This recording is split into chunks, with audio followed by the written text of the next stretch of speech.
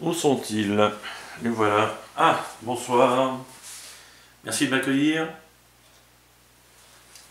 Alors, on continue notre réflexion sur ces textes qu'on connaît sûrement, les textes bibliques, mais peut-être qu'on tord un peu parce que peut-être qu'on les a mal compris, mal interprétés, etc. Et alors, je parle de planifier sa réussite, vous allez tout de suite comprendre pourquoi, avec ce texte-là de Jérémie 29, verset 11, qu'on apprécie peut-être tout particulièrement parce qu'il parle de paix, il parle de bonheur, il parle d'espérance, et voilà ce qu'il dit. Je connais les projets que j'ai formés sur vous, c'est Dieu qui parle. Projet de paix et non de malheur, afin de vous donner un avenir et de l'espérance. Alors c'est un texte qui est franchement, il est magnifique, hein. Il est beau, apaisant, rempli d'espoir. Et voilà la question. Et ça va briser peut-être un petit peu votre cœur, je sais, mais il faut se poser la question. Est-ce que ce texte s'adresse à moi? Est-ce que ce texte s'adresse à toi, à nous? Voilà. En tout cas, tel que, est-ce qu'il s'adresse à nous, aujourd'hui? Alors, comme la semaine dernière, on va se poser la question du contexte, d'interpréter avec d'autres passages bibliques et de d'appliquer ce qu'on apprend. Alors, on y va, avec le contexte. Je connais les projets que j'ai formés sur vous, dit l'Éternel, projets de paix, non de malheur, afin de vous donner un avenir et de l'espérance. Donc le contexte, c'est le prophète Jérémie qui écrit cette lettre, ce texte au peuple d'Israël en exil à Babylone, et il écrit plutôt à des anciens chefs s'il y en a, à des responsables, à des prêtres, etc. Et Dieu punissait son peuple parce qu'il s'était détourné de lui en adorant des idoles, etc. Bref. Donc, juste en disant ça, on se rend compte que il y a des promesses ou des prophéties qui sont spécifiques, c'est-à-dire qui concernent certaines personnes ou certains groupes de personnes et des promesses plus générales. Par exemple,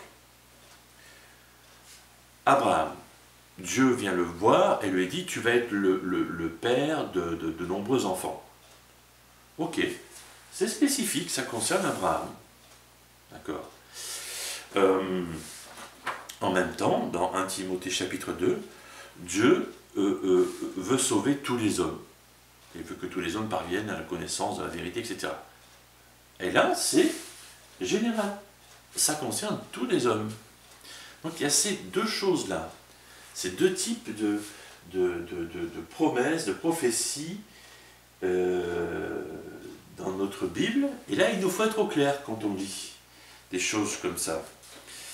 Donc, cette promesse n'est peut-être pas, ou n'est pas pour nous. Alors, il y a des choses à travailler, des choses à comprendre, des choses à retenir, une vérité sûrement très importante.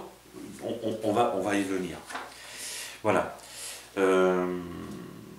Parce que si on dit que ce texte-là, que Dieu a des projets de paix, de bonheur, hein, le non-malheur c'est le bonheur, donc Dieu a des projets de paix, de bonheur pour notre avenir, et un avenir rempli d'espoir, je le lis autrement.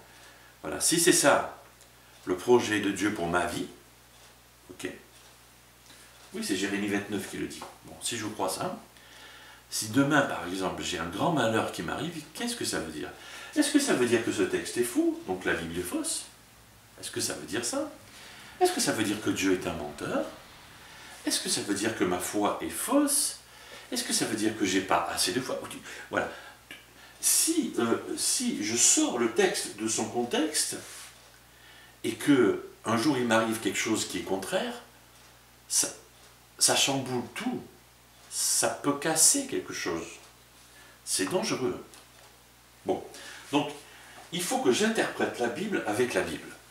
Qu'est-ce que puisque je suis croyant, je suis disciple de Christ, qu'est-ce que la Bible dit quant à la vie du disciple de Christ? Voilà. Alors, je vais prendre, bien entendu, la Bible dit plein de choses, notamment le Nouveau Testament. Et je prends 2 versets qui sont loin, très loin de la paix et de bonheur. Hein. Ok. Tous ceux qui veulent mener une vie fidèle à Dieu dans l'union avec Jésus-Christ seront persécutés. Donc, autrement dit, les disciples de Christ vont prendre plein la figure. Ok. Et dans Philippiens 1,29, en ce qui concerne le Christ, Dieu vous a accordé la grâce non seulement de croire en lui, donc ok, croire en Jésus-Christ, c'est une grâce, mais encore de souffrir pour lui. Ok, donc, je suis dans cette grâce d'être disciple de Christ, mais les souffrances vont de pair. Voilà ce que, grosso modo, en résumé, on peut prendre d'autres textes, on va trouver la même chose. Okay.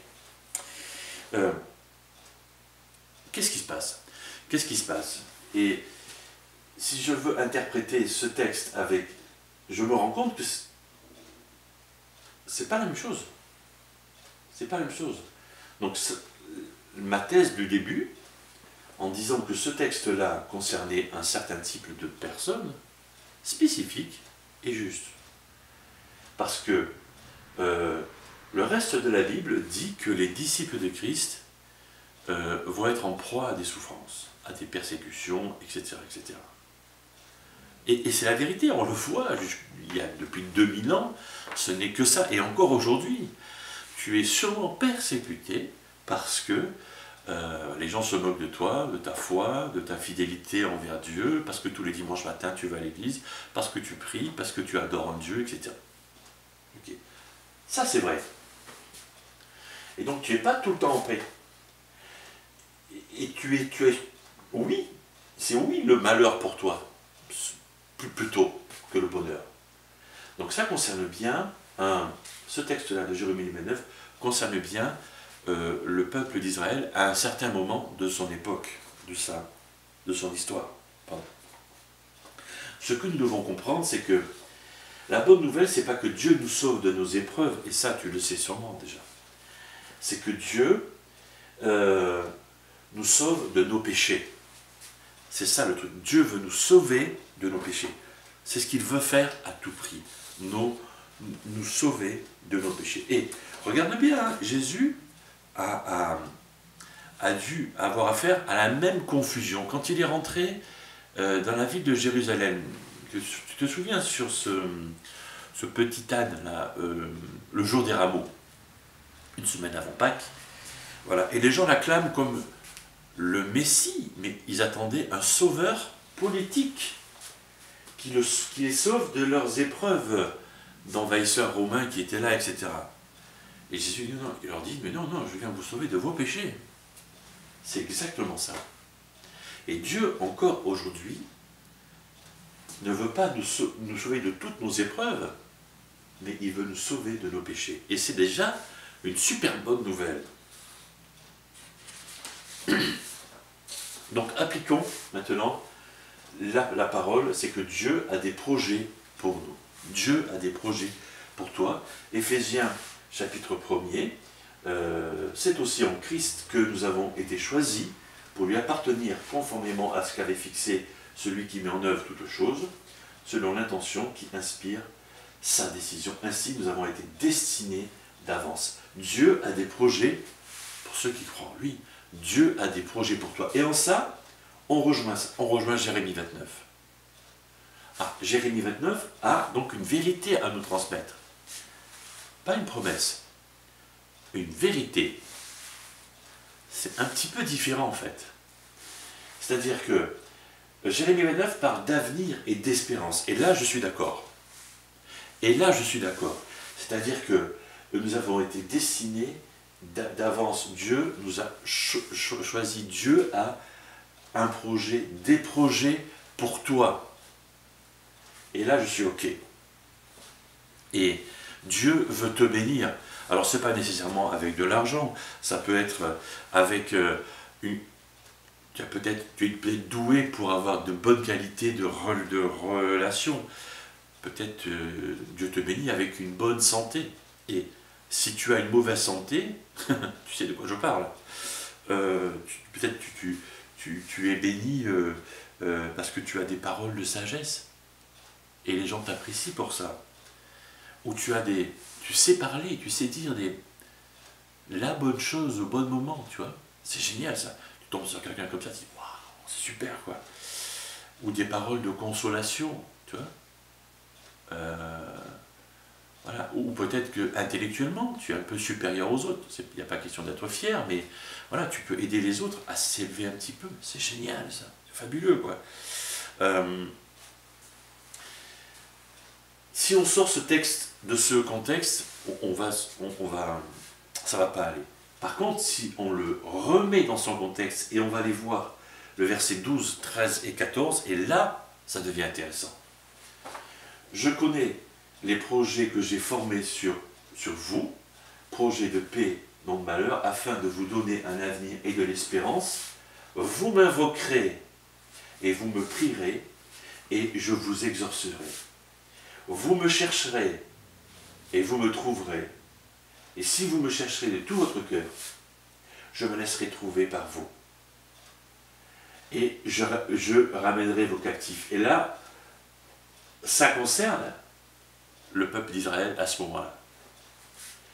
Je vous rassemblerai de toutes les nations et de tous les lieux où je vous ai chassés, et je vous ramènerai dans le lieu que où je vous ai fait aller en captivité. Et là, on trouve un Dieu qui a des projets pour ceux qui l'aiment. On trouve un Dieu qui se laisse entendre, qui se laisse trouver. Et là, ça colle. Et là, ça marche avec le reste de la Bible. Voilà ce qu'il faut comprendre. Voilà ce qu'il faut entendre. Ce qu'il faut entendre, c'est que le point principal de cette réflexion, c'est que c'est pas que Dieu nous donne tout ce qu'on veut, c'est que Dieu ne nous abandonne jamais. Dieu est là, toujours pour toi. Voilà, je vous laisse réfléchir, débattre entre vous, et je vous souhaite une bonne semaine. À bientôt.